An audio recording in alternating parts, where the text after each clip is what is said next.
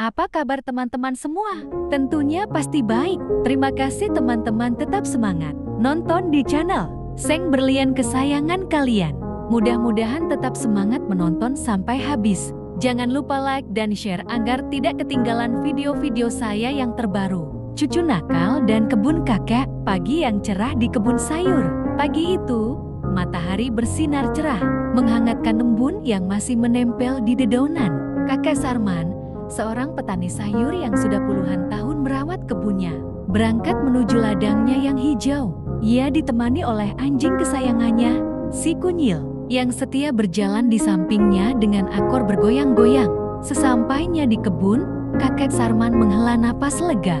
Deretan tanaman sawi, bayam, dan tomat tumbuh subur berkat perawatannya yang telaten. Ia menepuk kepala si Kunyil dan mulai bekerja, mencabut rumput liar, menyiram tanaman, dan memeriksa daun-daun yang mungkin terserang hama. Di rumah, cucunya yang bernama Bima masih bermalas-malasan. Bocah berumur 10 tahun itu lebih suka bermain game di ponsel daripada membantu orang tuanya. Kakek Sarman tahu bahwa cucunya perlu belajar tentang kehidupan dan kerja keras. "Hei, Bima, hari ini kau ikut kakek ke kebun?"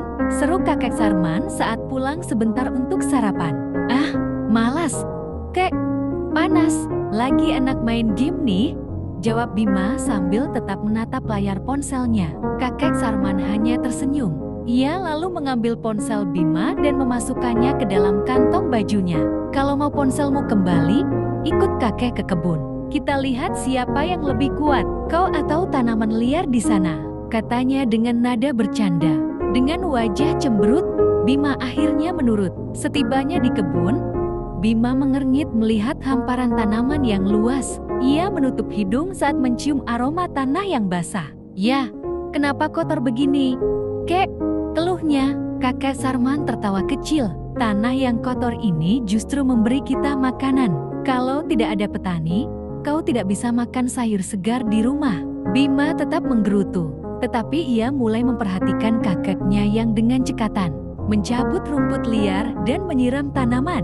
Karena penasaran, ia mencoba mencabut rumput seperti yang dilakukan kakeknya. Kok susah?" keluhnya saat rumput yang ia tarik tidak kunjung tercabut. Kakek Sarman tersenyum. "Itulah kenapa butuh kerja keras. Tidak semua hal bisa instan seperti di game." Bima mulai berpikir.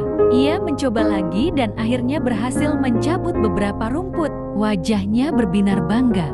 Saat asyik bekerja, tiba-tiba terdengar suara gaduh dari sisi lain kebun. Si Kunyil menggonggong keras, dan ketika mereka menghampiri, ternyata seekor kambing tetangga masuk dan memakan daun bayam. "Kunyil, kejar!" seru kakek Sarman. Si Kunyil langsung berlari mengejar kambing itu hingga keluar dari kebun. Namun, beberapa tanaman sudah rusak. Bima yang melihat kejadian itu merasa kasihan. "Kek, sayang banget tanamannya. Kita bisa memperbaikinya?"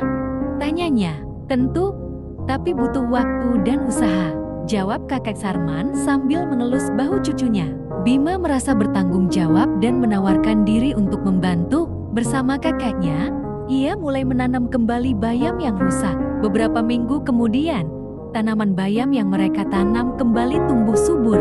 Bima merasa bangga melihat hasil kerja kerasnya. Ia kini mulai memahami betapa sulitnya pekerjaan seorang petani.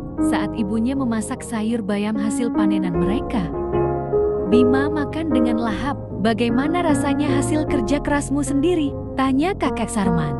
Bima tersenyum. "Lebih enak dari semua makanan yang pernah kumakan." Sejak hari itu, Bima tidak lagi malas-malasan. Ia sering membantu kakeknya di kebun dan mulai menghargai setiap makanan yang tersaji di mejanya. Pesan dari cerita ini, kerja keras dan ketekunan selalu membuahkan hasil. Sementara pengalaman adalah guru terbaik dalam hidup. Menghargai perjuangan orang lain mengajarkan kita untuk lebih bersyukur, dan kebersamaan dengan keluarga membentuk karakter serta nilai-nilai kehidupan. Kepedulian dan tanggung jawab tidak datang begitu saja, tetapi tumbuh dari pengalaman dan pelajaran yang berharga.